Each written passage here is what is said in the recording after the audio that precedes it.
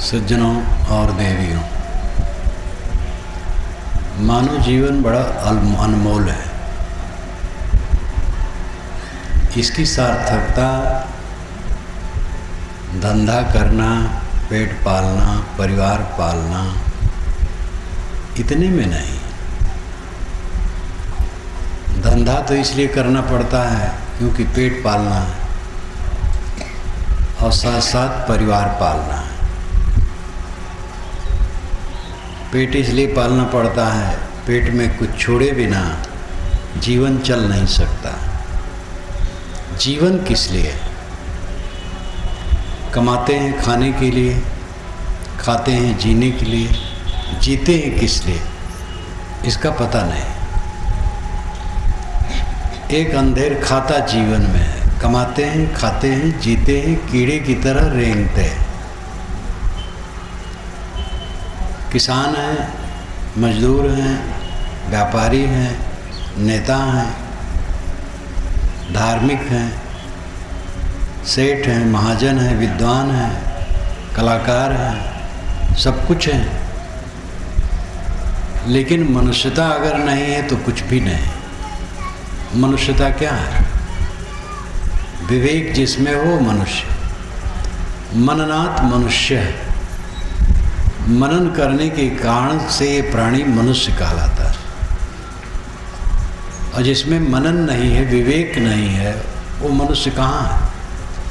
हम मनुष्य बने, शरीर मनुष्य का मिला है, विवेकवान बने। हमारे जीवन का लक्ष्य क्या है? लक्ष्य निर्धारित नहीं करना, लक्ष्य स्वयं निर्धारित है, पहचानना है। कोई जीव दुख नहीं चाहता, केवल सुख चाहता है। सुख जीव का ध्येय है। पत्नी को क्यों चाहता है? सुख के लिए, अपने सुख के लिए। पति को ये देवियां क्यों चाहती हैं? अपने सुख के लिए। पुत्र को क्यों चाहते हैं? भगवान को क्यों चाहते हैं? देवता को क्यों चाहते हैं? गुरु को क्यों चाहते हैं? अपने सुख के लिए। तो अपना क्या है और सुख क्या है, इसको पहचानने की जरूरत है। पुरानी कहानी है, और कहानी ही नहीं है, तथ्य है। शुक्ल यजुर्वेद का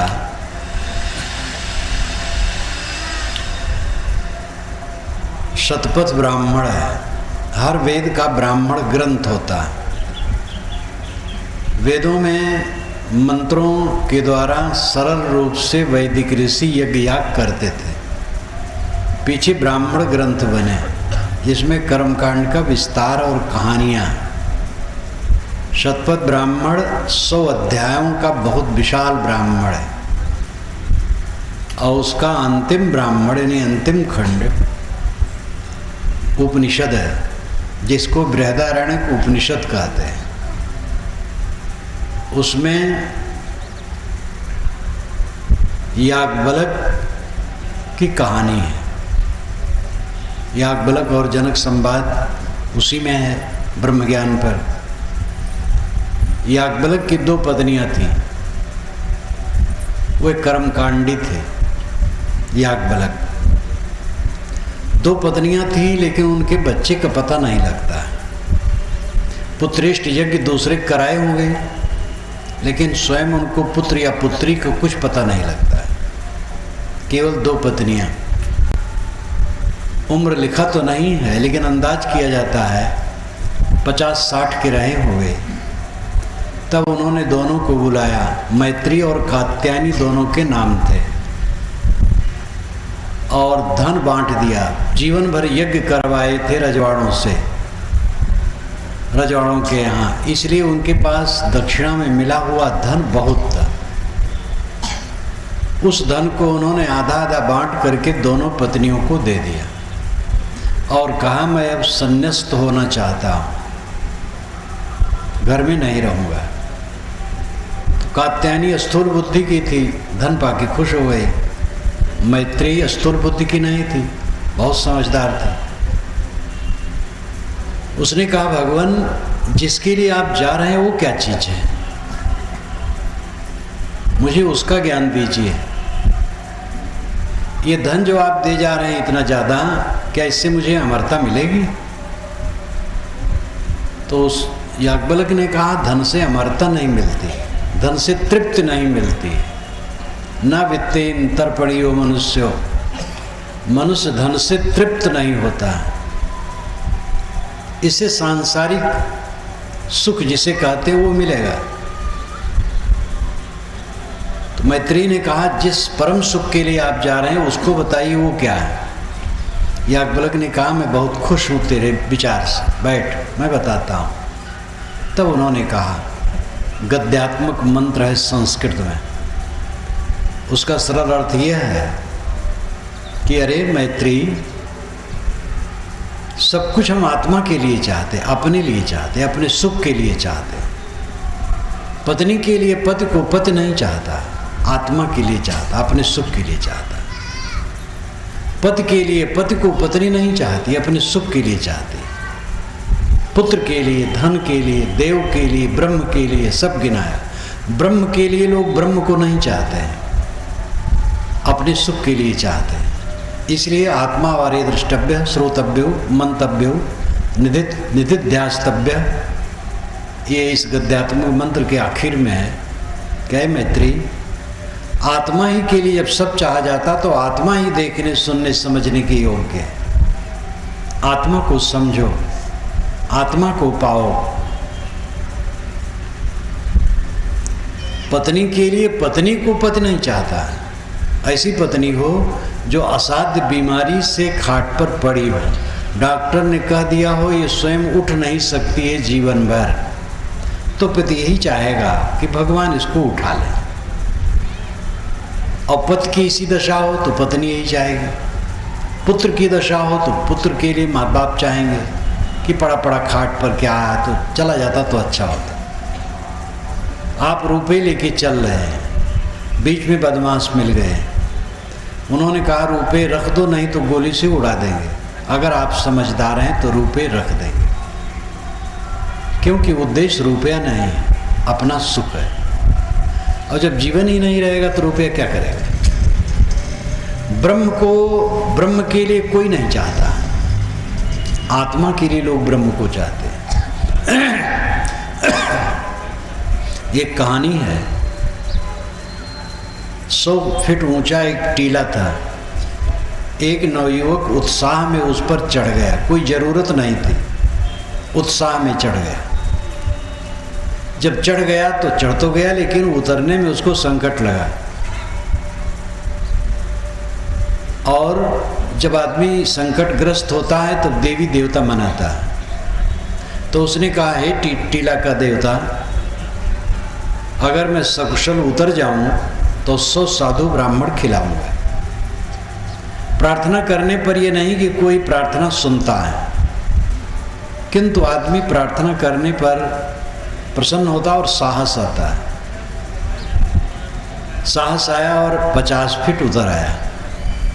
तब उसने सोचा 100 साधु ब्राह्मण खिलाना बहुत महंगा है। कहा, हे देव, ये 100 साधु ब्राह्मण ठीक नहीं, 25 ब्राह्मण और 25 साधु खिला दूंगा। काफी उतर आया तो कहा, देव ये 50 भी ज़्यादा होता, 5 ब्राह्मण और 5 साधु खिला दूंगा। जब काफी निकट आ गया तो उसने कहा, देव एक बार क्षमा कर दो, एक ब्राह्मण खिलाऊंगा, एक साधु खिलाऊंगा। जब जमीन पर आ गया तो कहा, हे देव, न इतने ऊंचे कभी चढ़ूंगा न किसी को खिलाऊंगा। तो ब्रह्म के लिए ब्रह्म को, देव के लिए देव को कोई नहीं चाहता, सब अपने सुख के लिए चाहते हैं। अभी भारत के मैं एक प्रदेश में था, गत वर्ष की बात है।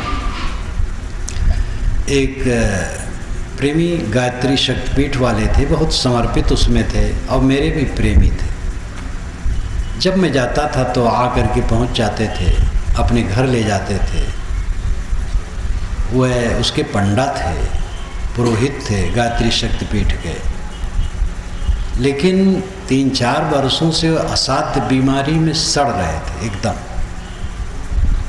और 2 वर्षों से तो कुछ हिलडुल नहीं पाते थे। मैं जब वहाँ गया तो दूसरे दिन सुबह जब घूमने गया तो घूम करके लौटा तो अपने साथी से कहा जरा चलें। वह आए नहीं है तो लगता असमर्थ है। गया दरवाजे पर, सुबह हो गया था, प्रकाश, कई लोग सो रहे थे। पुकारा गया, उनकी लड़की आई और पत्नी आई। पत्नी ने उनके कहा कि आप कुछ सुने नहीं? कहे नहीं सुना। कहे नहीं सुने आप? मैंने कहा नहीं सुना। 3 बार कहे नहीं सुने आप? कल वे मर गए, दाह संस्कार शाम को हो गया। लड़की हंस के कहे, पत्नी भी खुश होके कहे, क्यों तो कल दाह संस्कार हो गए। अब वो घर वालों को फंसाए रखते थे सेवा में, पैसा खर्च होता था, उठ बैठ नहीं सकते थे। तो देखा सब खुश हैं उनके मरने से। अगर वही आदमी कमासुत होता, रोज कमाने वाला होता, घर को संभालने वाला होता, तो पहुंचते ही सब विकल होकर रोने लगते। ये एक उदाहरण नहीं है, कहीं भी किसी को कोई नहीं चाहता है। सबको अपने सुख के लिए इंसान चाहता है। तो अपना सुख क्या है, इस चीज को समझना चाहिए। दिल्ली की तरफ मैं था, एक बड़े नगर में, दिल्ली से सटे हुए नगर में 2 धनपति पत्नी मिलने आए। नमस्कार किए, बैठने लगे। बैठते ही बैठते दोनों के मुख से एक ही वाक्य निकला, महाराज जीवन में सुख नहीं मिला। मैं सुन रखा था, वो बहुत धनी है। कहे महाराज 2 लड़के हैं, दोनों की बिल्डिंगें अलग हैं, व्यापार अलग है, हम लोग अलग हैं, मियाँ बीवी पका के खाते हैं। लड़के तो प्रेम रखते हैं लेकिन बहुएं पसंद नहीं करती हैं, इसलिए अलग पकाते खाते, अलग घर में रहते हैं। महाराज जीवन में सुख नहीं मिला। तो मैंने कहा आप तो धनी आदमी हैं, 10-20 लाख रुपए लेके दुकानों पर चले जाइए, 1 तोला सुख। दुकानदारों से कही भाई 10 लाख रुपए ले लो, 1 तोला सुख दे दो। चांदी खरीद सकते हैं, सोना खरीद सकते, हीरा खरीद सकते, अन्न पानी लोहा खरीद सकते, कपड़े खरीद सकते, सुख कहीं से खरीद सकते हैं? सुख नाम की वस्तु आपने कहीं देखी है? उन्होंने कहा जीवन में इस पर तो विश्लेषण ही नहीं किया। मैंने कहा जीवन बीत गया सुख के लिए और पता ही नहीं पाया सुख क्या है। सुख नाम की स्वतंत्र वस्तु दुनिया में कहीं है ही नहीं। सुख है मन की शांत, दुख है मन का उद्वेग। और ये पदार्थों पर निर्भर नहीं करता है, अच्छी समझ पर निर्भर करता है। अच्छी समझ होने से हमारा मन उद्वेगहीन शांत रहता है। अच्छी समझ न होने से उद्वेगवान और पीड़ित रहता है। इस तथ्य को समझना चाहिए। मन दुखी क्यों, उदास क्यों, पीड़ित क्यों, डामाडोल क्यों? क्योंकि समझ की कमी है। समझ हमारी सही हो, आचरण सही हो और मन की दशा सही हो, तब आदमी को स्थिर सुख की प्राप्ति होती है। समझ की गलती से अनेक प्रकार के द्वंद्व हैं। कोई प्रतिकूल स्थिति आ गई, किसी पंडित ने कह दिया आपका ग्रह टेढ़ा है, आप परेशान हो गए। अब वो कहेगा इतना पूजा में लगेगा फिर शांत हो जाएगा। ग्रह आकाश में है, आप जमीन पर हैं, आपके ऊपर टेढ़ा कैसे? और जब टेढ़ा है तो सब पर टेढ़ा होना चाहिए। सूरज की गर्मी सबको बराबर लगती है जो खुले आकाश में बैठते हैं। ग्रह टेढ़ा है तो सब पर टेढ़ा है। और पूजा करने से ग्रह शांत कैसे हो गया? पूजा करके तो ये लाइट नहीं बुझाई जा सकती है, स्विच ऑफ करना पड़ेगा, तो ग्रह कैसे शांत हो गए? एक धोखा, ग्रह का चक्कर लगा दिए। बैगा ने कहा प्रेत लगा है और किसी ने कहा टोनही लगी है। टोनही का प्रकोप छत्तीसगढ़ में ज़्यादा है और टोनही नाम का कोई जंतु नहीं है। और इसको लेकर के देवियों को समय समय से आज के युग में भी पीड़ित किया जाता है। किसी देवी को कोई तो नहीं कहे, तुरंत उसको समझाना चाहिए, न समझे तो थाने में इतला देना चाहिए, कड़ा कदम उठाना चाहिए। बिल्कुल भ्रम है, तो नहीं नाम की कोई चीज नहीं। भूत प्रेत आपको लगते हैं। प्रेत का अर्थ हुआ जो चला गया, प्रेत का अर्थ ही होता है गया हुआ, मर गया प्रेत हो गया, फिर बीत गया भूत हो गया। भूत प्रेत की कोई योनि और खान नहीं होती है। लेकिन इस भ्रम में कितने लोग उलझे हैं। हाथ की रेखा कभी मत दिखाओ, हाथ की रेखा दिखाने की जरूरत नहीं है। हाथ से काम करो, मेहनत करो। ग्रह दशा कभी मत दिखाओ, जन्म कुंडली कभी मत बनवाओ। बच्चे पैदा हों तिथि मित्र समय लिख लो बस। जन्म कुंडली बनवाओगे तो शोक उसके पीछे लगेगा। पंडित बताएगा ये समय टेढ़ा है, ऐसा है, वैसा है, सब बकवास।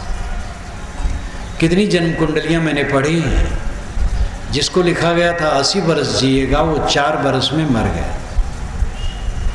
अभी ताजा घटना है, कुछ महीने पूर्व जब लोकसभा का चुनाव हुआ था, सारे ज्योतिषी कहे थे कि अटल जी प्रधानमंत्री फिर से होंगे पक्का, और सब बेकार हो गया। मैं उस समय गुजरात में था, गुजराती अखबार मेरे सामने आया तो बड़ा व्यंग में लिखा रहा, कहाँ गए हो ज्योतिषी का ज्योतिष। बहुत व्यंग में लिखा था। एक ज्योतिषी तो बताता कि नहीं भाई कुछ गड़बड़ है, सब ज्योतिषी उसी पर दस्तखत। ऐसे ज्योतिष का विश्वास। गणित ज्योतिष ठीक है, जिसे चंद्र सूर्य ग्रहण का पता लगता है, ये गणित ज्योतिष वैज्ञानिक है। फलित ज्योतिष भ्रांति। शमशान में आप जाते हैं, आपको रात में भूत प्रेत लग जाते हैं, लेकिन उसी शमशान में गाय का बछड़ा रात में बैठा सोता है और उसको प्रेत नहीं लगते। छिपकलियाँ वहाँ हैं, मेढक हैं, मच्छर हैं, कब्रों में चींटियाँ हैं, लेकिन उनको प्रेत नहीं लगते हैं। और लाखों चींटियों से अधिक वजनदार आपको प्रेत रगड़ डालते हैं। भ्रम। प्रेत नाम की कोई चीज नहीं। भूत प्रेत चुड़ैल टोनही सब बकवास। मैं तो सन 1954 से छत्तीसगढ़ में घूम घूम कर घोषणा करता हूँ कि है कोई टोनही जो मुझ पर टोना मारे, है कोई बैगा जो मेरे ऊपर सारे भूत प्रेतों को कर दे। आज तक नहीं मिला। रायपुर में आया हूँ, यहाँ मिले तो बैगा बुला लो, ये तो बड़ा शहर, यहाँ ज़्यादा भूत होंगे, बटोर कर खिला के मेरे सिर पर कर दे। भूत प्रेत एक भ्रांति है। दिशाशूल नाम की कोई चीज नहीं है। मंगल बुध उत्तर दिश काला, मंगल बुध उत्तर जाओगे तो काल है, लेकिन मंगल बुध को भी धमतरी से रायपुर के लिए बस और ट्रेन छूटती है। गुरुवार को दक्षिण जाओगे तो मौत है, और गुरुवार को रायपुर से धमतरी लोग जाते हैं, दिल्ली से बॉम्बे जाते हैं। इसलिए दिशाशूल झूठ है। छींक से कुछ नुकसान नहीं होता है। कोई छींक दिया, छूछा घड़ा लेकर के आपके सामने आ गया तो काम बिगड़ गया? कुछ नहीं बिगड़ा। भरा घड़ा देखने से कोई लाभ नहीं होगा।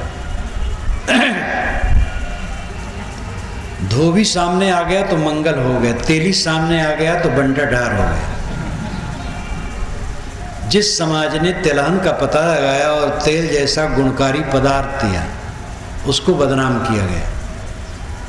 रोज लोग तेल लगाते हैं, वो तेल खाते हैं, उनका विनाश नहीं होता है, तेली देख के विनाश हो। ये सब महाभ्रांतियां हैं, और ये ऐसे दूध में पानी की तरह मिले।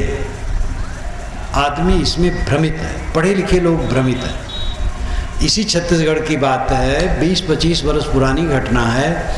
एक छोटे अफसर थे, वे ट्रांजिस्टर नए मंगाए तो उसमें कुछ डिफेक्ट रहा होगा, आवाज़ नहीं कर रहा था, तो बैगा को बुला करके उन्हें उसको झड़वाया। ट्रांजिस्टर को भूत लग गया। पढ़े लिखे लोग कहते गांव वाले भ्रम में हैं, शहर वाले बड़े सब बुद्धिमान हैं। शहर वाले बड़े बड़े गुड़घंटालों के चक्कर में पड़ते हैं। बड़े बड़े गुड़घंटाल जो बड़े तांत्रिक हैं, बड़े आडंबर वाले हैं, उनके चक्कर में शहर के अथवा शिक्षित लोग, नेता, डॉक्टर, इंजीनियर, प्रोफेसर, जज और एसएसपी, डीआईजी, आईजी, ऐसे लोग उनके चक्कर में पड़ते हैं। गणेश को जब एक बार दूध पिलाए थे, मैं इलाहाबाद में था, अखबार में छपा, दूसरे दिन देखा कि लाल पीली बत्ती वाले गणेश के दूध पिलाने के लिए लाइन में खड़े थे और एक ही दिन श्रद्धा रही, बस श्रद्धा खत्म हो गई। अगर वे 2-4 महीने गणेश जी को दूध पिलाते तो गणेश जी में शक्ति आ जाती, घूमने फिरने लगे, लेकिन एक ही दिन श्रद्धा रही। शिक्षित अशिक्षित में कुछ फर्क नहीं। अंगूठियां कौन पहनता है ज़्यादा? भारतवर्ष के 95% अंगूठियां शिक्षित लोग पहनते हैं, अशिक्षितों में कहीं 5% पहना जाता हो। इसलिए शिक्षित अशिक्षित से मतलब नहीं। शिक्षितों में विवेकवान है, अशिक्षितों में विवेकवान है, और ढोंग पोंग वाले दोनों में। अंधविश्वास से ऊपर उठो। दुख का कारण एक अंश अंधविश्वास भी है। अंधविश्वास में पड़ करके मानसिक तनाव हो जाता है, अनेक मानसिक भ्रमों में लोग उलझे रहते हैं। कोई देवी देवता आपके ऊपर नहीं तैरता है जो आपको चढ़ बैठे, आपको तकलीफ दे। कोई वायव्य शक्ति नहीं है आपको नुकसान देने वाली। आपके खराब विचारों को छोड़ करके आपको तकलीफ देने वाला कोई नहीं। हमारे आपके खराब विचार, खराब आचार, खराब व्यवहार, खराब वाणी, यही हमारे लिए दुख का कारण है। इस बात को हमें समझने की जरूरत है। ज्ञान हमारा सही होना चाहिए। अलौकिकता और चमत्कार धर्म में बहुत व्याप्त है। महात्मा जी आकाश में उड़ते हैं, कई 100 वर्ष के हैं, जो चाहें सो कर दे, लड़का दे दे, धन दे दें, रोग काट दें और मुकदमे में विजय करा दें, सब कुछ कर सकते हैं। लेकिन ये सब बिल्कुल निरर्थक है।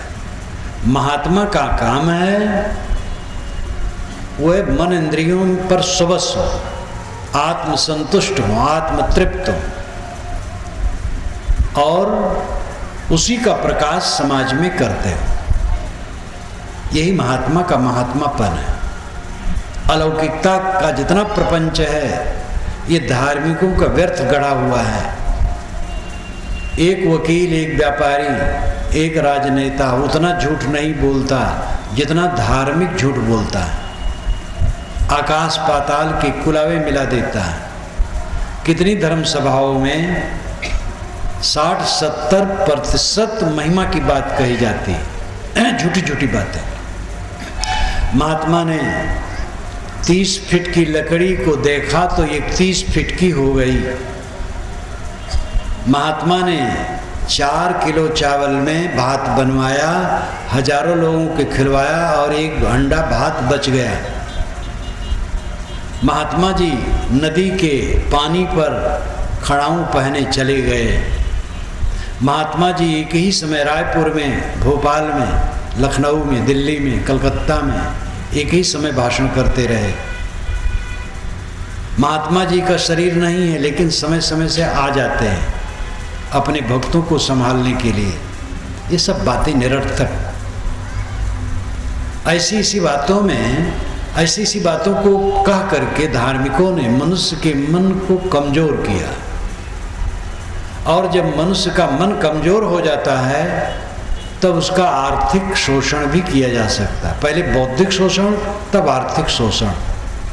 कबीर एक ऐसे संत हैं जो दहकती आग उनकी वाणी में है, सारी भ्रांतियों को काट देते हैं और निर्मल ज्ञान देते हैं, कांच की तरह अंदर बाहर साफ। बीच बीच में ऐसे संत हुए हैं, लेकिन उनके पीछे वालों ने उन्हीं के विषय में सब भ्रम कर दिया। ये बात कबीर साहब के पीछे भी कबीरपंथियों ने किया। लेकिन पारक सिद्धांत एक उजाला विचार है जो कभी इसको स्वीकार नहीं करता। ज्ञान का पक्ष हमारा सही होना चाहिए। देवी देवता प्राणी है।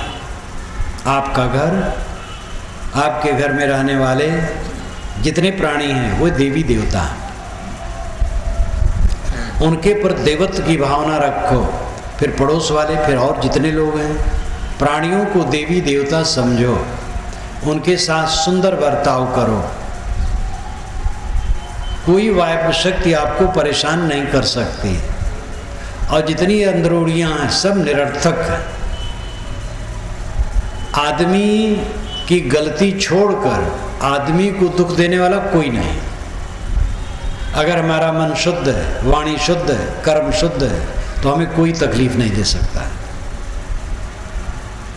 इस बात का ज्ञान होना चाहिए और फिर प्रयोग होना चाहिए। ज्ञान की शुद्ध ये प्रथम पक्ष है, फिर आचरण की शुद्ध। कोई व्यभिचार करके, हत्या करके, चोरी करके शांति नहीं पा सकता। दूसरे को धोखा देकर, उलझन में डालकर, दूसरे को अशांत करके शांति नहीं पा सकता।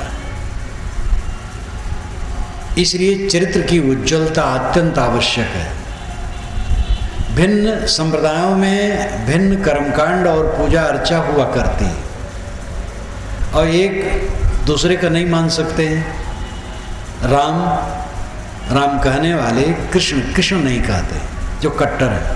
आप अयोध्या में जाइए, सीताराम सीताराम की ध्वनि है, श्री कृष्ण को कहने वाला कोई नहीं।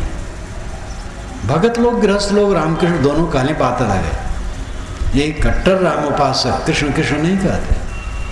मथुरा वृंदावन में जाइए, राधे श्याम राधे श्याम, और यहाँ तक कि श्याम भी छूट जाता, राधे राधे राधे करते रहते। सीताराम कहने वाला कोई नहीं। दक्षिणी भारत जाइए, शिव जी की फैमिली पूज्य।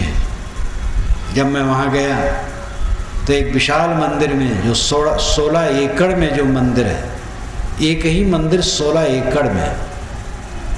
दक्षिण भारत में तो बड़े बड़े मंदिर हैं। मंदिर के अंदर सड़कें बनी हैं, अद्भुत। तो वहाँ के दोहासी ने मुझसे कहा कि हमारे दक्षिण भारत में तो महादेव की फैमिली पूजी जाती है, आपके राम विष्णु की नहीं।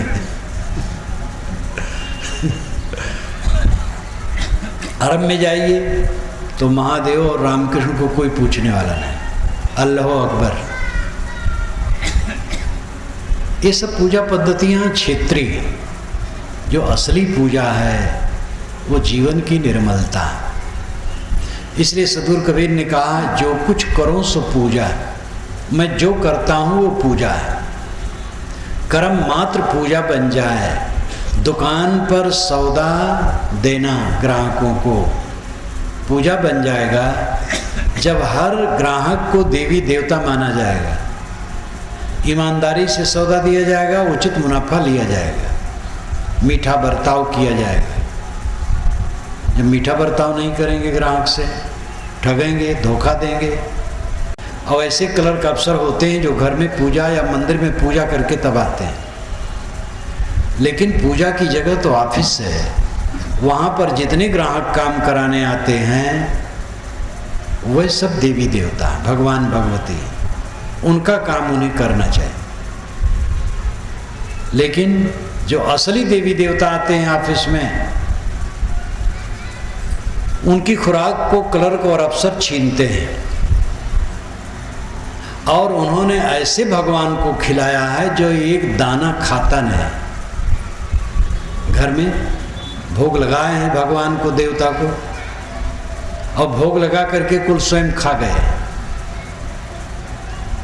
और यहाँ ऑफिस में जो असली भगवान है उनकी खुराक छीन रहे हैं। मजदूर मजदूरी लेता है, काम नहीं करना चाहता। मालिक काम करवा लेना चाहता, मजदूरी नहीं देना चाहता। ये सब अव्यवस्था भगवान कहाँ समझते हैं? आदमी या तो भगवान को पत्थर की पिंडियों में समझता है, या तो आकाश की शून्यता में। लेकिन भगवान, भगवती, देवी और देवता ये प्राणियों में है। इस बात को समझने की जरूरत है। कबीर साहब ने कहा, कबीर जेती आत्मा तेते सालिग्राम।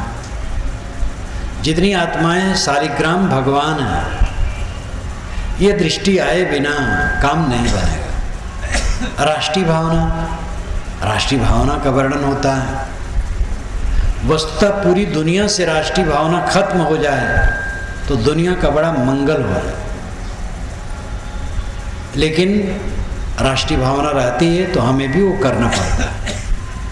जैसे प्रदेश की भावना भारत के अंदर कोई खास नहीं है, इसलिए आपस में लड़ाई नहीं है। उत्तर प्रदेश हो, मध्य प्रदेश हो, छत्तीसगढ़ हो, तो अपना देश है। ऐसे भारत हो, पाकिस्तान हो, चीन हो, जापान हो, इंग्लैंड हो, अमेरिका हो, सब अपना देश है। राष्ट्रीय भावना खत्म हो जाए देश पूरी दुनिया से, बड़ा मानवता का मंगल हो जाए।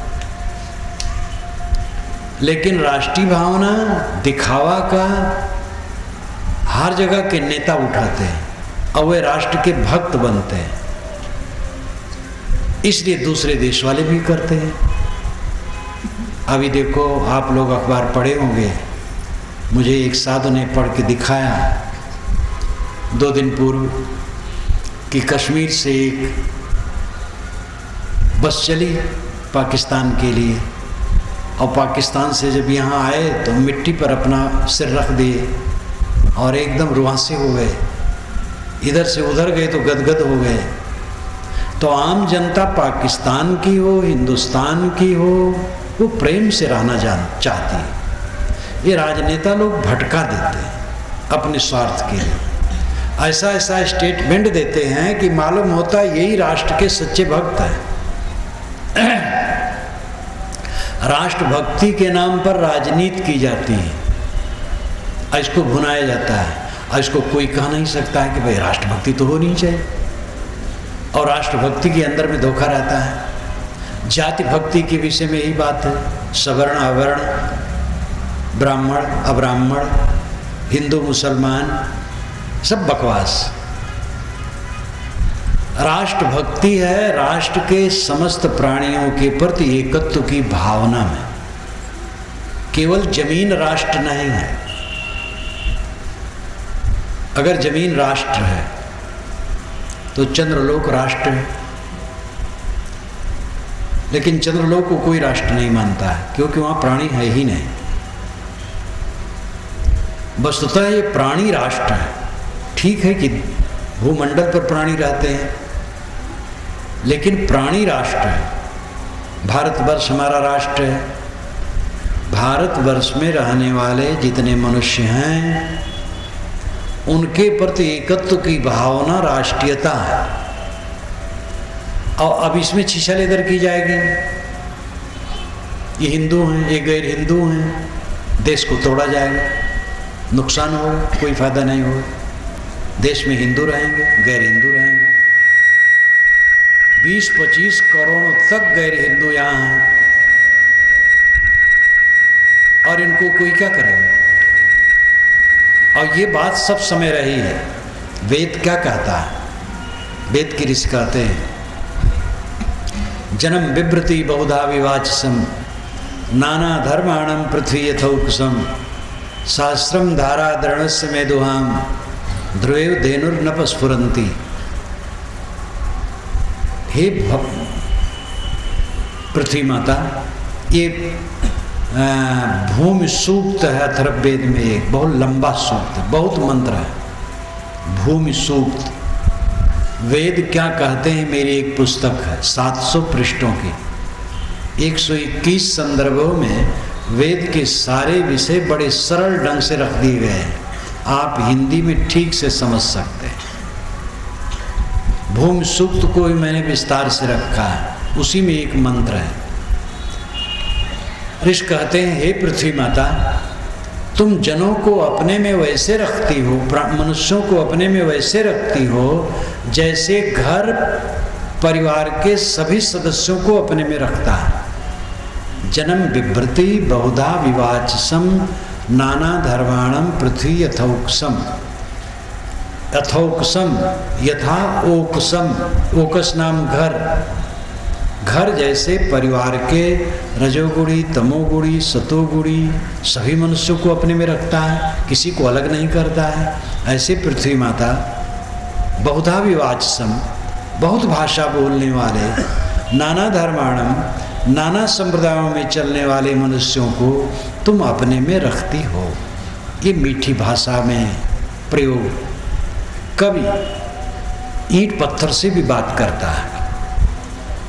इंग्लैंड के कवि भी ईंट पत्थर से बात किए, केवल भारत के नहीं। और ये सब मंत्र तो कई हजार वर्ष पूर्व लिखे गए। तो बड़ी मीठी मीठी भाषा में ऋषि कहते हैं, ऐ पृथ्वी माता, नाना भाषा बोलने वाले, नाना संप्रदायों में चलने वाले मनुष्यों को तुम अपने में उसी प्रकार रखती हो जैसे घर परिवार के सभी सदस्यों को अपने में रखता है। ये हमारे ऋषि का निर्देश है। और हम क्या करते हैं? छीना झपटी, भेद डाल, हिंदू गैर हिंदू में दरार तोड़ बनाना, ब्राह्मण ब्राह्मण शूद्र और बैकवर्ड फॉरवर्ड, सवर्ण अवर्ण, है सब बकवास। न कोई ब्राह्मण न शूद्र, न हिंदू न मुसलमान, सब मनुष्य, केवल मनुष्य। इसके लिए शास्त्र पढ़ने की जरूरत नहीं है, इसके लिए लक्षण देखने की जरूरत है। वेद का वेद क्या है? मनुष्य का दिल, दिल में विवेक है, विवेक से पहचानिए। नाना संप्रदाय और कल्पित जातियों के व्यक्तियों के रक्त निकालकर डॉक्टर के पास भेजिए और रक्त के आधार पर डॉक्टर बता दें कि ये ब्राह्मण है, ये शूद्र है, ये साहू है, ये बर्मा है, ये मुसलमान है, ये हिंदू है, तो मान लिया जाए। इसलिए सब झूठा है। मनुष्य केवल मनुष्य। प्रभु ने वर्ण व्यवस्था कायम की है। प्रभु ने शूद्रों को अयोग्य माना है, वे पढ़ नहीं सकते, वेद नहीं पढ़ सकते, इतना नहीं विद्या भी नहीं पढ़ सकते, कोई धर्म कार्य नहीं कर सकते। वेद के अधिकारी शूद्र नहीं है और स्त्रियां नहीं है, यानी ब्राह्मण स्त्रियां भी नहीं है। त्योहारी वेद पढ़ सकते, त्योराइन नहीं पढ़ सकते। और वेद के मंत्रों की रचयिता अनेक स्त्रियां हैं, और जिनको शूद्र कहते हैं लोग, वे भी हैं। सबर शूद्र कुलोत्पन्न थे और उनके ऋग्वेद में बहुत से मंत्र हैं। कक्षीवान शूद्र कुलोत्पन्न थे और वेद के मंत्र उनके ऋग्वेद में। ऐसे एक नहीं, अनेक शूद्र कुलोत्पन्न जैसे लोक में मानते हैं। वेदव्यास धीवरी के बच्चे जो वेदव्यास कहे जाते हैं, वेदों में बारंबार आता है पंच जनाः, 5 जन यज्ञ करते हैं। 5 जन कौन है? ब्राह्मण, क्षत्रिय, वैश्य, शूद्र और अंतज, जिसको मैंने वेद में लिखा है ज्ञानी, शासक, व्यापारी, कलाकार, यानी शिल्पी और श्रमिक। मैंने ये वैज्ञानिक नाम दिया। ज्ञानी समाज में होते हैं जिनको ब्राह्मण कहते हैं, ज्ञानी। जो ज्ञानी हो वही ब्राह्मण है।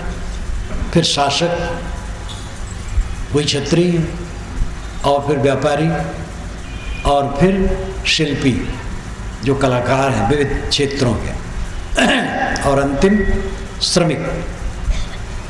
ये पंचजन यज्ञ करते हैं। वैदिक ऋषि बताते हैं कि सभी मनुष्य यज्ञ करते हैं। ये पीछे ये लोग पंडित लोग कर डाले कि शूद्र यज्ञ नहीं कर सकते। चारों वेदों में एक पंक्ति में कहीं नहीं लिखा है कि शूद्र वेद नहीं पढ़ सकता, स्त्री वेद नहीं पढ़ सकती। एक जगह नहीं लिखा है। अरे पंडित लोग 2000 वर्षों से झुढोरा पीटते हैं, 2500 वर्षों से, कि शूद्र और स्त्री वेद में अधिकारिणी नहीं। कैसा अनर्थ है। भोपाल में एक कार्यक्रम था, एक जगत गुरु नामधारी आने वाले थे। आने में देरी थी। एक देवी को कहा गया तुम शुरू करो। वो स्कूल चलाती इलाहाबाद की है और भोपाल में बहुत प्रसिद्ध है उसका शिक्षण संस्थान। जब मैं जाता हूँ, मेरे कार्यक्रमों में रहती, उसमें जुड़ी है। उसने वेद का मंत्र उच्चारण करके शुरू किया।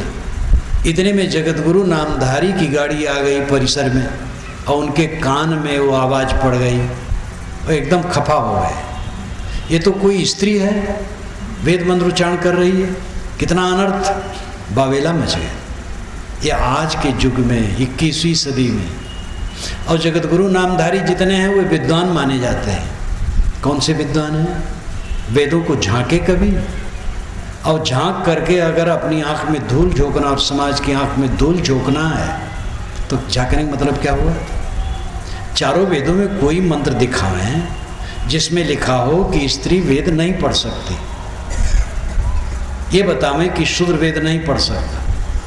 वैसे कबीर साहब की दृष्टि से शूद्र कहने की जरूरत नहीं, सब मनुष्य है। स्त्री पुरुष दो घट है, कुछ चिन्ह अलग हैं बस, और दोनों समान हैं। जेते औरत मर्द उपाने सो सब रूप तुम्हारा, कबीर पोंगरा अल्लाह राम का सो गुरपीर हमारा। साहब कहते जितने औरत मर्द हैं सब तुम्हारे रूप हैं। जो लोग कहते हैं कि कबीर ब्राह्मण शूद्र को एक देखे, हिंदू मुसलमान को एक देखे, लेकिन स्त्री पुरुष को एक नहीं देखे, स्त्री की उन्होंने निंदा की। ऐसे लोग कबीर वाणी के ठीक से अध्येता नहीं है। बीजक में कहीं भी स्त्री की निंदा नहीं, बल्कि उन्होंने कहा आधे बसे पुरुष आधे बसे जो है। और पंडित देखो हृदय विचारी को पुरुषा को नारी, सास समाना घट घट बोले वाक्य चरित अनूपा, वाको नाम कहा कह लीजिए ना वाक्य वर्णन रूपा। तय मैं क्या कर सी नर बौरे, क्या मेरा क्या तेरा, राम खुदा शक्ति शिव एक एक कह दो काय नहीं हो रहा। इसमें कहते हैं जेते औरत मर्द उपाने सो सब रूप तुम्हारा। जितने औरत मर्द दुनिया में पैदा हैं सब तुम्हारे रूप हैं।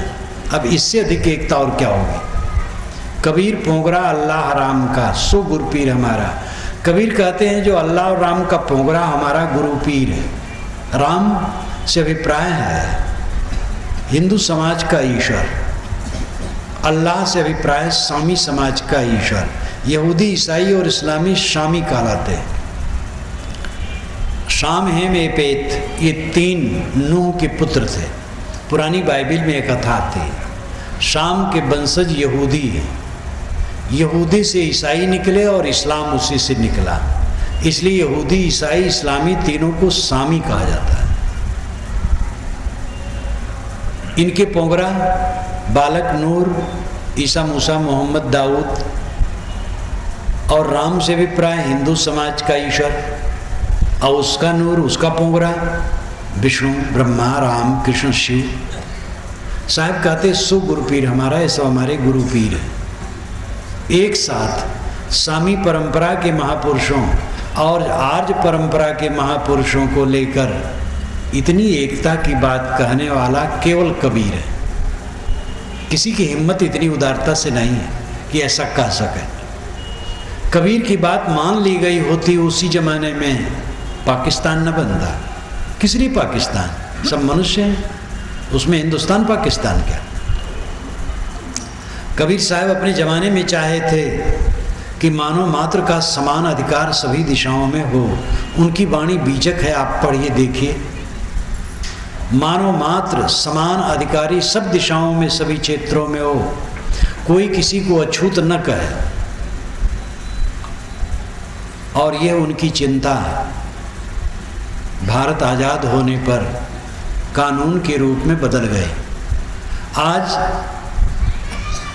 दिल्ली के लोकसभा भवन या राज्यसभा भवन में वर्ण व्यवस्था के पक्षधर भले बैठे हों, लेकिन वो कबीर विचारों के समतावादी सिद्धांत के अनुसार कानून बनाने के लिए परतंत्र है, विवश असेंबली में हैं जो कट्टर वर्ण व्यवस्था पक्षधर हैं और दबे जवान से समय से फील्ड में कहते हैं कि जब वर्ण व्यवस्था लौटेगी तभी भारत का कल्याण होगा, लेकिन सभा में नहीं कह सकते और कानून उनको बनाना है कबीर के विचार के अनुसार। और इसीलिए ऐसा सिद्धांत कानून बन गया है कि आज भारत के सभी क्षेत्रों के सभी परिवार के बच्चे पढ़ लिख करके योग्य हों, वे डॉक्टर, कलेक्टर, कमिश्नर, जज बन सकते हैं, बड़े बड़े पदों पर जा सकते हैं, अध्यापक बन सकते हैं। अध्यापक गुरुस्थानीय पद है, सभी अध्यापक बन सकते हैं। कोई किसी को अछूत कहे तो दंडित हो सकता है। ये कबीर विचारों की सच्ची विजय है। कबीर का विचार आज से 500-600 वर्ष पूर्व उदय हुआ था और भारत स्वतंत्र होने पर कानून के रूप में बदल करके वो फलित हो। अब जो हमारे अंदर की गंदगी उसे हमें निकालना चाहिए। कानून का काम तो हो गया, हमारे मन में परिवर्तन आना चाहिए। समाज पर जोर देना चाहिए, मानव समाज पर। भिन्न भिन्न ग्रुपों को लेकर के बंटना और कटना नहीं चाहिए। ब्राह्मण समाज, कुर्मी समाज, यादव समाज, साहू समाज। साहू समाज तो साहू ये कुल नहीं करते थे क्योंकि साहू बड़े सरल है, परंतु जब सब बना रहे थे तो साहू अब चुपचाप कैसे बैठे रहे, तो इनका भी समाज चला, तो और ऐसे सब बना रहे हैं। तो ये बनना भी बुरा नहीं है, इसका फल ये होना चाहिए जैसे साहू समाज है तो साहू समाज का संगठन हो और साहू समाज में जो कमजोरियां हैं उसको निकालें और दूसरे के साथ सुंदर बर्ताव करके पूरी राष्ट्रीय भावना से जुड़े। कुर्मी परिवार, ब्राह्मण समाज बहुत बढ़िया है। ब्राह्मणों में जो त्रुटियां हों ब्राह्मण लोग उसको निकालें और सत्य को समझें और पूरे मानव समाज और राष्ट्र से जुड़ें। तो एक एक परिवार, छोटा छोटा परिवार होता है, उसके संगठन की ज़रूरत है। साहू परिवार, कुर्मी परिवार, यादव परिवार, ये सब बहुत बड़ा बड़ा परिवार है, तो इसमें संगठन होना बुरा नहीं, लेकिन संगठन होना चाहिए अपनी त्रुटियों को निकालने के लिए और दूसरे को सहयोग देने के लिए। और आजकल इसमें घुस गई है राजनीति। राजनेता लोग वोट के लिए इन सब परिवारों को चौपट कर रहे हैं, हिंदू मुसलमान को, ब्राह्मण अब्राह्मण को और तमाम जातियों को राजनीति घुस करके कलह। और जो आज से 30-40 वर्ष पूर्व जात पात को लेकर के मारामारी नहीं थी, वो मारामारी अब शुरू हो गई। ये सब की दवाई कबीर वाणी में है, वो कुछ पसंद नहीं करते। ये सब शब्द मात्र है। मानव समान है। जाति का अर्थ होता है पैदा होना, ये संस्कृत भाषा का शब्द है। बकरी से, सूअर से बच्चे नहीं होते, इसलिए दोनों की जातियां अलग हैं। ऊँटनी से और हाथी से बच्चे नहीं होते, इसलिए दोनों की जातियां अलग हैं। लेकिन इस भूमंडल के किसी कोने के नर और किसी कोने की नारी से बच्चे होते हैं, इसलिए मानव की दो जाति नहीं, एक जाति। इस बात को समझना चाहिए। राष्ट्रीय भावना आएगी, मैंने पहले कहा, जो सबसे ऊंची बात है, पूरी दुनिया से राष्ट्रीय भावना खत्म हो जाए, पूरी दुनिया का मंगल हो जाए। जितना फौज सामरिक साधन में हर राष्ट्र का धन लगता है, 5 बरस तक वो धन अगर 90% बच जाए, पूरा भूमंडल विकास की उच्च चोटी पर पहुंच जाए। लेकिन राष्ट्रीय भावना की बकवास सारे देश करके, तनाव करके राजनीति करते हैं और सारे देशों को बर्बाद करते हैं। इसलिए पूरी दुनिया से राष्ट्रीय भावना खत्म हो जाए तो मंगल। लेकिन अब ये कल्पना है सुंदर, बहुत मुश्किल है सफल होना। तो हमें भी अपनी राष्ट्रीय भावना रखना चाहिए, लेकिन राष्ट्रीय भावना हल्ला करने से नहीं होता है, सनसनीखेज बात करने से नहीं होता है। हमारे राष्ट्र में जितने मनुष्य हैं सब भाई हैं, उनका नाम ब्राह्मण हो, शूद्र हो, हिंदू हो, मुसलमान हो, ये नाम सब झूठे हैं। मानव मानव है। मानव से हम प्रेम करना सीखें और अपने राजनीतिक लाभ को लेकर के इनको तोड़ें ना।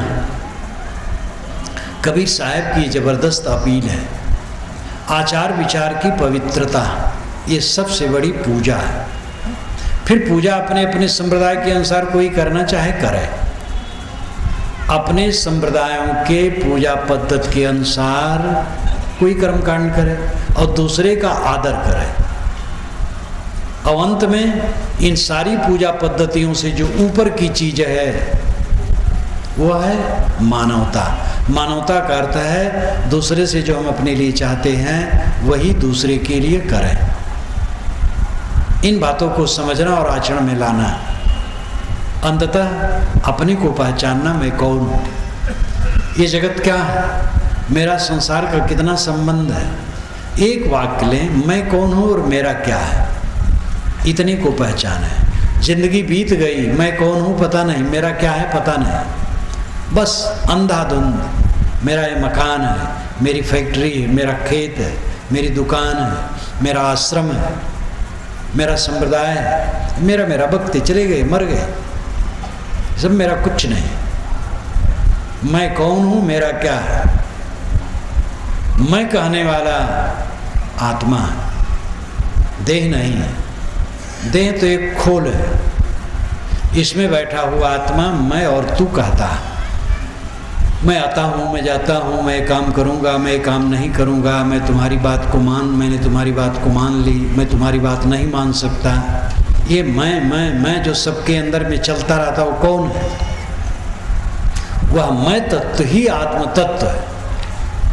उस मैं को पहचानना चाहिए। मैं का एक रूप है अहंकार।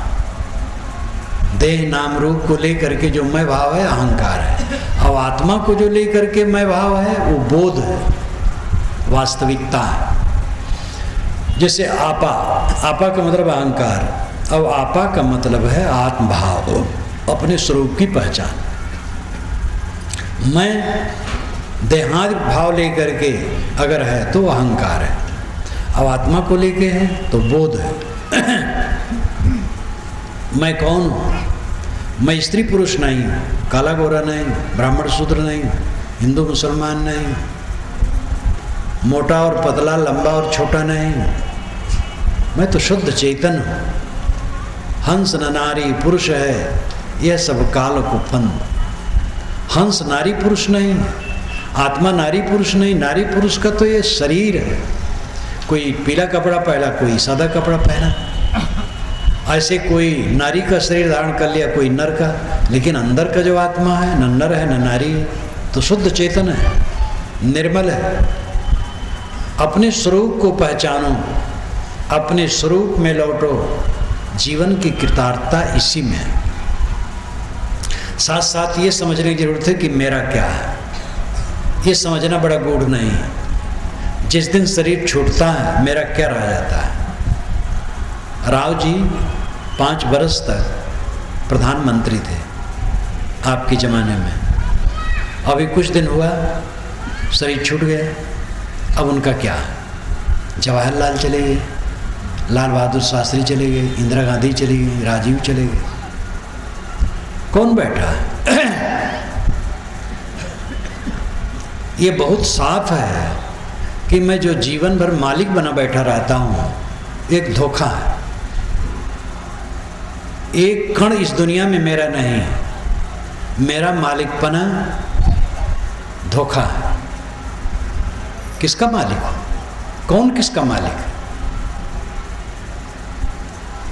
अत्ता ही यत्नो नाथो को ही नाथो परोसिया, तथागत बुद्ध ने कहा आत्मा ही आत्मा का स्वामी है। आत्मा का स्वामी दूसरा कौन हो सकता है? अत्तनावा सुदंतेना नाथम लभद्दुर्लभम।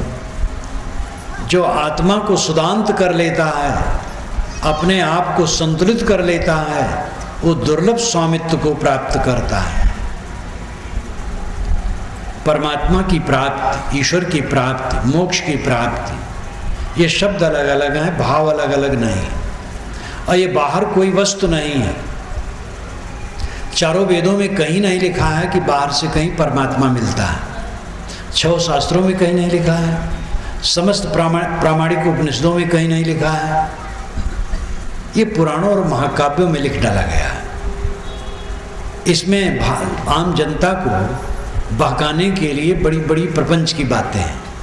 लेकिन ये भी समझना चाहिए, इन महाकाव्यों और पुराणों में केवल प्रपंच नहीं है, ज्ञान की बातें, हीरे मोती भी जगह जगह है।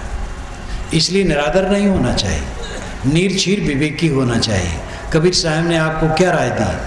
साधु ऐसा चाहिए जैसा सूप सुभाए, सार सार को गए रहे थोथा दे उड़ाए। सूप स्वभाव बनो। चावल सूप में रख के फटक दिया जाता है, भूसी उड़ जाती, चावल रह जाता है। ऐसे विवेकवान बनो। कोई वाणी इसलिए नहीं मान्य है कि अमुक की कही हुई है, अमुक किताब में है, इतने लोग उसको मानते हैं, इतना पुराना है। ये सब कुछ नहीं। क्या कहा गया है इस पर सोचना चाहिए। किसने कहा, किसमें लिखा है, इसकी चिंता मत करो। क्या कहा है, किसने क्या कहा गया और क्या लिखा है, इस पर सोचना है। किसी बड़े पुरुष ने गलत कहा है तो माने नहीं होगा। और एक पागल आदमी के मुख से निकल जाए सत्य बोलो तो गुरबाणी की तरह मान्य है। इसलिए विवेकी बनो। कबीर साहब ने सूप का उदाहरण दिया और वैदिक ऋषि चलनी का उदाहरण देते हैं। सप्तमी उत्थितो न अपनंतो यत्र धीरा मनसा वाचम कृत अत्रा सखाया सख्यानि जानते भद्रैषाम लक्ष्मीर्निहितादिवाच। ऋग्वेद के ऋषि कहते हैं सक्तुम्युतितुना सक्तुम युतितुना सक्तुम सतुआ, भुना हुआ आटा। ये उत्तर प्रदेश में बनता था लेकिन अब करीब करीब लुप्त हो गया। बिहार में अभी भी बनता है और ये वैदिक युग का है। भुना हुआ आटा सत्तू जैसे चलनी से चाला जाता और छान करके शुद्ध कर लिया जाता है, वैसे विवेक से वाणी को छानो। वेद के ऋषि चलनी का उदाहरण देते हैं, कबीर साहब सूप का। हम आप स्वयं, हमारा दिल आपका दिल वेद का वेद है, कुरान का कुरान है, बाइबिल की बाइबिल है, गुरबाणी की गुरबाणी है। सारे शास्त्र मनुष्य के दिल से निकले हैं। पानी का स्रोत जमीन पर है, तेल का स्रोत है, कोयले और पत्थर और रत्नों की खदान है, लेकिन ज्ञान का स्रोत और खदान पूरे भूमंडल में कहीं नहीं, वो आदमी है। इसलिए आदमी का महत्व सर्वोच्च है। आदमी के समान कौन हो सकता है? मनुष्य का सर्वोच्च महत्व है। आपका दिल वेद का वेद है। लोही महफूजस्त दरमानी दिलत हर्च में ख्वाही सबज्जो हासलत दर हकीकत खुद तुयुमुल किताब, खुद जी खुद आयात खुद राबाजा।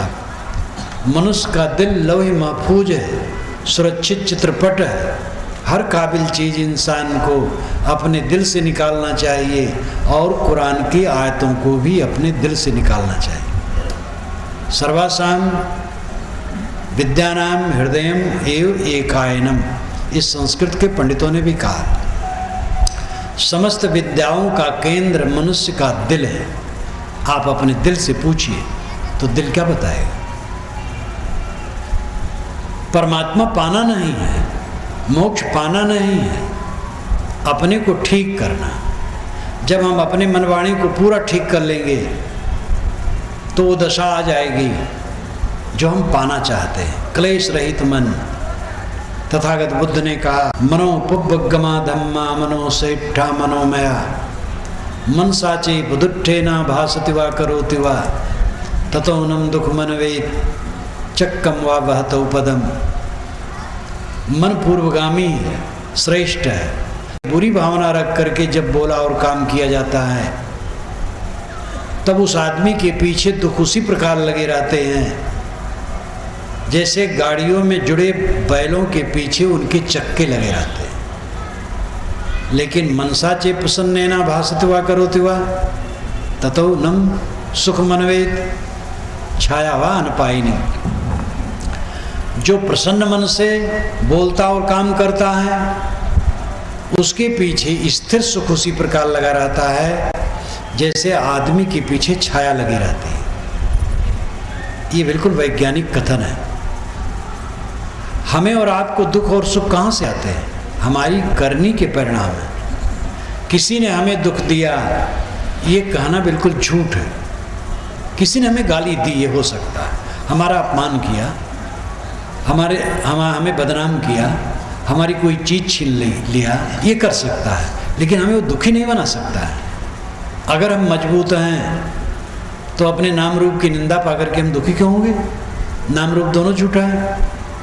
मेरा शरीर खड़ा है, पानी का बुलबुला, ये सत्य कहाँ है? इसका नाम अभिलाष रख लिया गया है, गुरुजी ने रख दिया है। अभिलाष कुछ नहीं, 4 अक्षर का जोड़ है। अभिलाष बुरा आदमी है, कोई कह दिया तो हमें क्यों दुख? अगर आदमी विवेकवान है उसको दुख कौन दे सकता है? दुख तो हम अपने अज्ञान से खरीदते हैं। ऐसा मजबूत बनो कि तुम्हें कोई दुख न दे पाए। सुरक्षित पथ यह है, पत्नी गर्म है, पति गर्म है, सास बड़ी तेज है, बहू खुर्राट है, ये शिकायतें होती हैं। लेकिन आप कौन है? आप कैसे हैं? आप शीतल बनो। दूसरे के स्वभाव को बदलने का अधिकार मेरा तो नहीं है। अपने को ठीक कर सकता हूँ, अब अपना ठीक रहे सब ठीक है। मोक्ष परमात्मा बाहर से कुछ मिलता नहीं। परमात्मा के दर्शन महाभ्रांत दर्शन दृश्य के होते हैं। श्रुति कहती है यत् चक्षुषा न पश्यति येन चक्षुष पश्यति तदेव ब्रह्मत्वं विद् नेदं यदमुपास्ते। जिसे आंखें नहीं देख सकती किंतु जिसकी सत्ता से आंखें देखती हैं उसको तो ब्रह्म जान। आँखों से देख करके जिसकी तू उपासना करता है वो ब्रह्म नहीं है। आँखों से जो देखा जाएगा वो रूप होगा। गुरु आँख से दिखाई देते हैं, गुरु उपासनीय है, लेकिन एक सीमा तक। गुरु की सेवा करना, उनकी आज्ञा मानना और उनके पथ पर चलना, और मनोनिग्रह के लिए कुछ समय के लिए गुरु का ध्यान किया जा सकता है, लेकिन गुरु का ध्यान अंतिम नहीं है। ये चंचल मन को स्थिर करने के लिए अंतिम ध्यान है। कुछ न सोचना, सारे संकल्पों का त्याग कर देना। योगस् चित्त वृत्ति निरोध। योग का अर्थ है चित्त वृत्ति का पूर्ण निरोध, मन का एकदम शांत हो जाना। तो गुरु की उपासना, श्री राम की उपासना, श्री कृष्ण की उपासना, शिव की उपासना या किसी महापुरुष की उपासना, ये आरंभिक है। अंतिम उपासना आत्मा की उपासना, आत्मलीनता, आत्मसंतोष। जो तू चाहे मुझको, छाड़ सकल की आश, मुझ ही ऐसा हुए रहो, सब सुख तेरे पास। कबीर साहब एक भक्त के यहाँ से चले तो उसने पैर पकड़ लिए। गुजरात की घटना है, आज से 500 वर्ष पुरानी घटना। तत्वा जीवा ये 2 भाई थे, कबीर साहब के भक्त। वहीं कबीर बड़ खड़ा है आजकल, और जून में 3 दिन का प्रथम कबीर कुंभ मेला लगेगा जो 15 करोड़ की लागत में होगा। मैं सुना हूँ, हमारे सूरत के संत भी उसके सदस्य बन गए हैं 5,500 रुपये देकर, और कबीरपंथियों के लिए वो बहुत बड़ा एक मेला लग रहा है। कबीर साहब के ज़माने से खड़ा है, बहुत विशाल वन हो गया। कबीर साहब वहाँ से चलने लगे, तत्ता जीवा ने उनके पैर पकड़ लिए। महाराज आप यहीं रहिए, हम आपकी सेवा करना चाहते हैं, हम आपको चाहते हैं। कबीर साहब ने कहा जो तू चाहे मुझको, छाड़ सकल की आश, मुझे ही ऐसा हुए रहो, सब सुख तेरे पास। अगर तुम मुझे चाहते हो तो सबकी कामना छोड़ करके मेरे समान निष्काम हो जाओ, मुझे क्या पकड़ते हो? साधु कहीं एक जगह रुकता है? तो साहब कहते हैं कि जैसे मैं निष्काम हूँ तैसे तू निष्काम हो जाए। वेद का मंत्र है का मोह का शोक एकत्वम अनुपश्यत। मोह कहाँ, शोक कहाँ, जो सर्वत्र एकत्व देखता है। सुख और दुख, हानि और लाभ, जय और पराजय, सब में समता बुद्धि। सम्मान मिला, अपमान मिला, दोनों में शांत। लड़के ने आदर किया, धन्यवाद दिया, लड़के ने कट कह दिया तो भी धन्यवाद। ऐसा मन बनाओ। पत्नी से कट निकल गया, आपको नाखुश नहीं होना चाहिए। घर में गए, पत्नी ने कट कह दिया, आप चुप रहो या मीठा बोल दो। देखो, पत्नी के सिर पर हजारों घड़ा पानी पड़ जाए, वो पछताएगी। लेकिन उसने थोड़ा कड़ा कहा, आप डबल कड़ा कहे, लंका कांड शुरू हो गया। अपने को शोधने से समाज शुद्धता है। हम दूसरे को सुधारने के चक्कर में पड़े हैं, अपने को नहीं शोधते हैं। अपने को शोध है। जीवन का फल ये सब है। ज्ञान हमारा सच्चा हो, आचरण सच्चा हो, बोध सच्चा हो, रहनी सच्ची हो, तब जीवन का फल है। लोग पढ़ते लिखते हैं, कमाते धमाते हैं, घर मकान बनाते हैं, व्यापार बट्टा, खेतबाड़ी और सब कुछ बढ़ा लेते हैं। महात्मा लोग मठ मंदिर आश्रम बढ़ा लेते हैं, प्रचार प्रसार कर लेते हैं। इतने में वो दोनों अपने को कृतकृत मानते हैं। इनमें कृतकृतता नहीं है। कृतकृत वह है, सफल वह है जिसका मन दुखी नहीं होता, जो दुख से मुक्त है। दुख है मन का उद्वेग, अच्छी समझ, अच्छी रहनी, अच्छे आचरण से होने वाला है। यही असली पूजा है। टंड घंट की बात, ये मंत्र जपो पाप कट जाए, ये नाम लो पाप कट जाए, इस नदी में नहाओ पाप कट जाए, ये बावेला बहुत है। ये सब जंजाल है। नदी में नहाना अच्छा है, कोई पवित्र भाव वाला मंत्र जपना अच्छा है, कोई पवित्र भाव वाला नाम जपना अच्छा है। इससे थोड़ी सात्विकता आएगी, लेकिन दुख नहीं मिटेगा। दुख मिटेगा जो उसकी जड़ में दोष है, उसको निकालने से। जड़ में तो दोष बना है, दुख कहाँ से मिटेगा? राम राम कहो दुख दूर हो जाएगा। राम अपने माँ बाप के दुख को दूर नहीं कर पाए। पिताजी फटक फटक के मर गए और माताएं घर में रोती रह गई। सीता जी के दुख को दूर नहीं कर पाए। आपका दुख कैसे दूर कर देंगे? दूसरे का दुख दूसरा कैसे दूर कर देगा? कबीर साहब भी आपका दुख दूर नहीं कर सकते हैं, कोई नहीं कर सकता। आपको अपना दुख दूर करना है।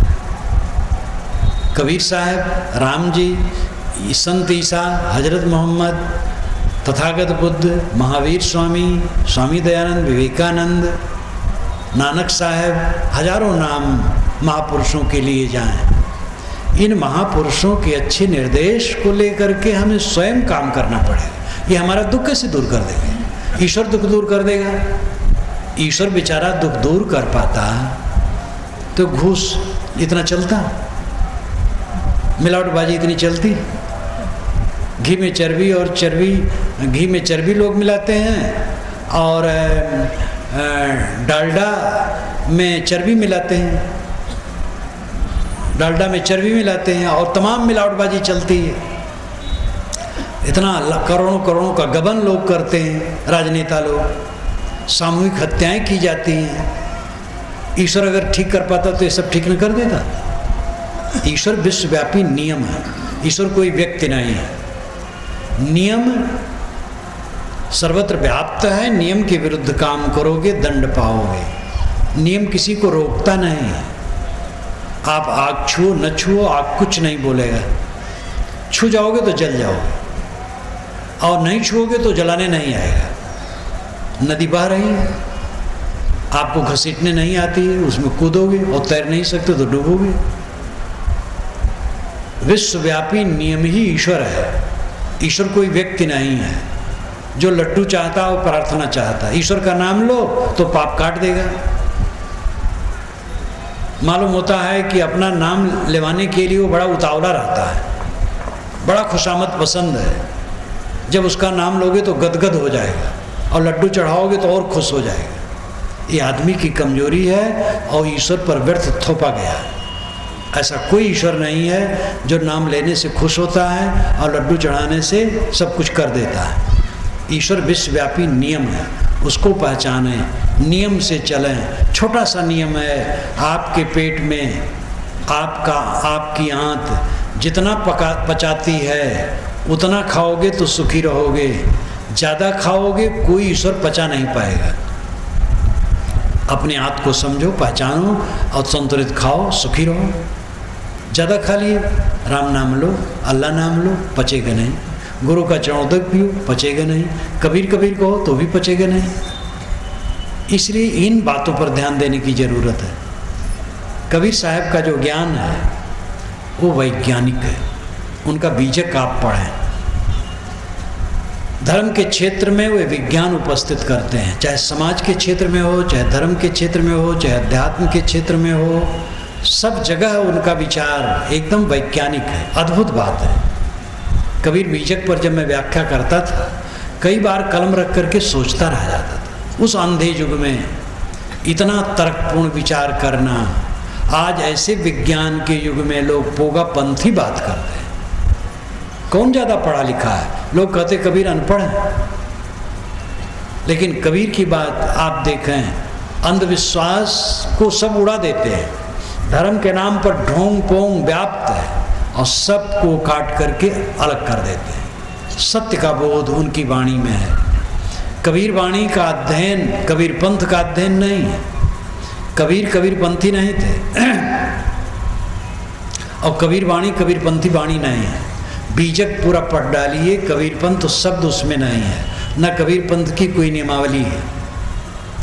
प्राप्त विचारों की समीक्षा है और सत्य का उद्घाटन है। इसलिए कबीर की वाणी सबकी अपनी वाणी है, उसको हम पढ़ेंगे, हमें साफ रास्ता मिलेगा, विचार मिलेगा।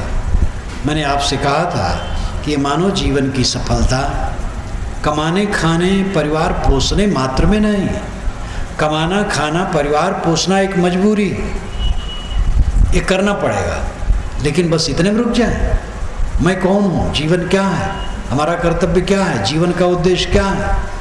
जीवन का उद्देश्य दुख की निवृत्ति, परम शांति की प्राप्ति और सुंदर विचार, सही आचार और सही रहनी में चलने से प्राप्त होगा।